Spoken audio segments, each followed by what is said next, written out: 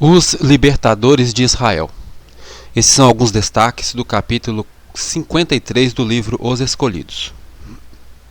Deus colocou seu povo em Canaã para deter a onda de imoralidade, a fim de que esse mal não se espalhasse pelo mundo. Só que eles preferiram a comodidade e a satisfação própria. Deixaram escapar as oportunidades para terminar de conquistar a terra. Então, por muitas gerações, eles foram perturbados pelos sobreviventes desses povos idólatras. Os israelitas misturavam-se com as nações e imitaram suas práticas. Casaram-se com cananeus e a idolatria espalhou como praga por toda a terra.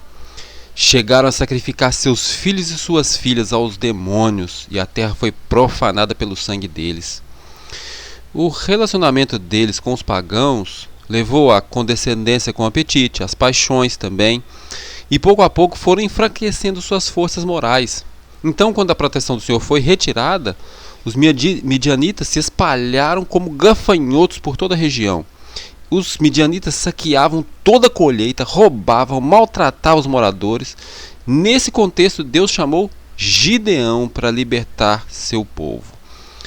E o exército de Gideão estava naquele momento com 32 mil homens. E ele ainda ficou surpreso quando Deus disse que aquele exército era grande demais. O Senhor viu o orgulho e a incredulidade no coração do seu povo.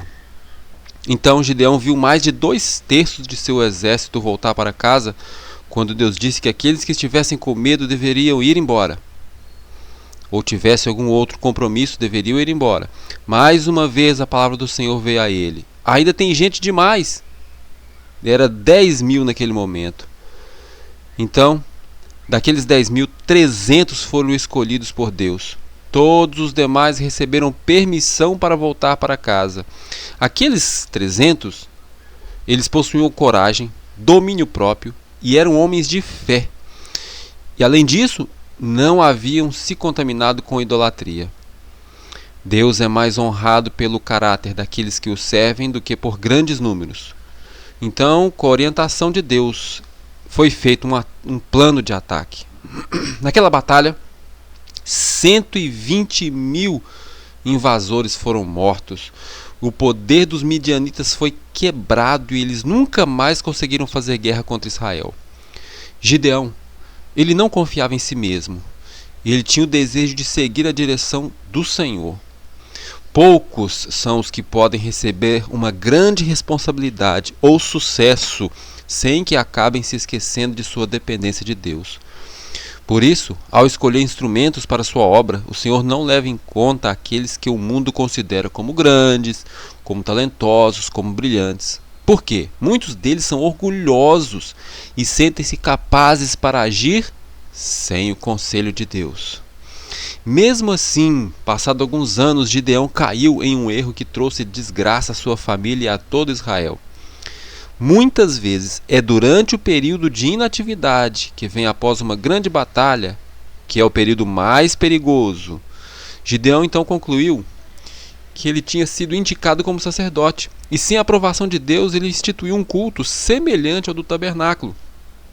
No final das contas, aquela atitude de Gideão levou muitas pessoas à idolatria. Os mais sábios erram. Nossa única esperança está em confiar no caminho indicado por Jesus. E como o povo voltou para os maus caminhos, o Senhor permitiu que fossem perturbados por seus poderosos inimigos, os filisteus. Por muitos anos os filisteus perseguiram e muitas vezes venceram a nação de Israel. E a nação dos filisteus era cruel e guerreira. E então o povo de Israel se misturaram com esses idólatras, unindo-se com eles nos prazeres, nos cultos, até parecerem ser os mesmos, tanto no espírito quanto nos interesses.